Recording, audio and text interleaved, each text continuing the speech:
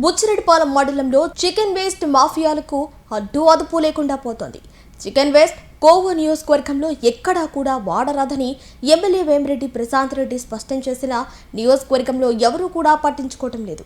రాత్రిపూట చెన్నై, బెంగళూరు రాష్ట్రాల నుండి భారీ స్థాయిలో చికెన్ వేస్ట్ వ్యర్థాలను లారీల ద్వారా తీసుకొచ్చిన వేస్టేజ్ను వాహనాల ద్వారా చేపల కుంటలకు మేతగా తరలిస్తున్నారు.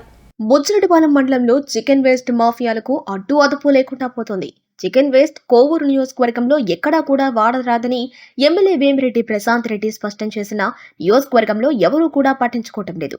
రాత్రిపూట చెన్నై, బెంగళూరు రాష్ట్రాల నుండి భారీ స్థాయిలో చికెన్ వేస్ట్ వ్యర్థాలను మినీ లారీలు, టాటా ఏస్ల ద్వారా తరలిస్తున్నారు.